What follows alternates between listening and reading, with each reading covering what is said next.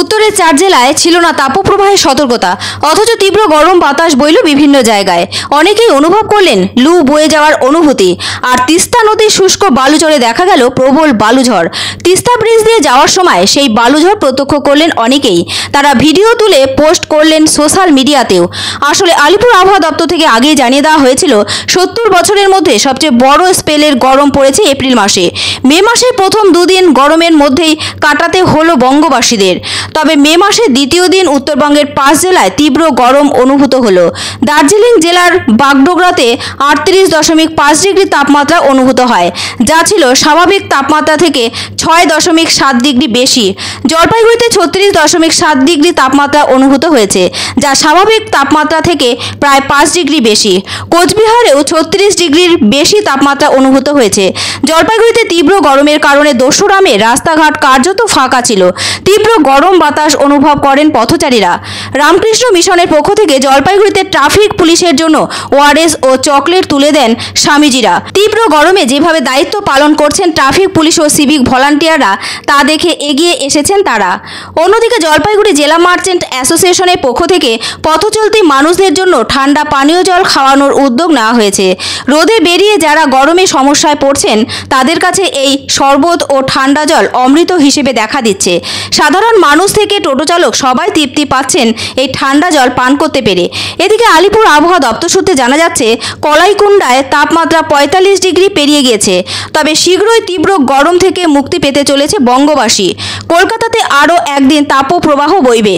শুক্রবারও তাপমাত্রা মোটামুটি একই থাকবে, তবে শনিবার থেকে তাপমাত্রা কমতে থাকবে। আবহাওয়া দপ্তরের পূর্বাভাস থেকে জানা যাচ্ছে, শনিবার কলকাতার তাপমাত্রা 40 ডিগ্রির নিচে নেমে যাবে। আগামী 5 দিনে কলকাতা সহ আশপাশের এলাকায় তাপমাত্রা 5 ডিগ্রি পতন হবে। অর্থাৎ মঙ্গলবার কলকাতার তাপমাত্রা অনেকটাই কমে দাঁড়াবে 35 ডিগ্রিতে। ওই দিন দিনে সর্বনিম্ন তাপমাত্রা থাকবে 25 ডিগ্রিতে। মনে করা হচ্ছে বৃহস্পতিবার বঙ্গের তাপমাত্রা চরম শিখরে পৌঁছে গিয়েছে। সব জেলাতেই এরপর থেকে তাপমাত্রায় কিছুটা পতন লক্ষ্য করা যাবে।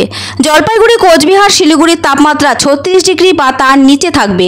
কলকাতা সহ আশপাশের জেলাগুলোতে রবিবার থেকে মেঘের দেখা মিলতে পারে। মঙ্গলবার থেকে কিছু অংশে 1-2 দফায় বজ্র বিদ্যুৎ সহ বৃষ্টিপাতের সম্ভাবনাও থাকছে। ফলে তীব্র গরমের মাঝেও একটু স্বস্তির আভাস মিলতে শুরু করেছে।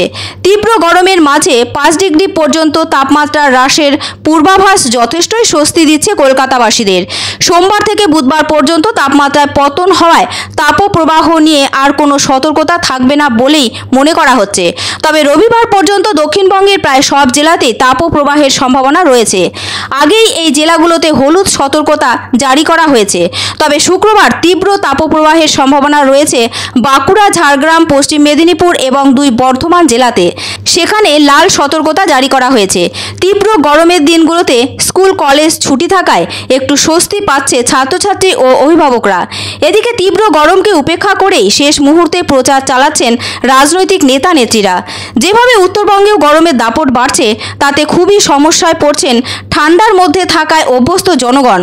এতদিন এতটা তীব্র গরম অনুভূত হয়নি উত্তরের 5 জেলায়। তবে বৃহস্পতিবার সব গণ্ডি পেরিয়ে উত্তরবঙ্গের 5 জেলায় তীব্র গরম অনুভূত হয়।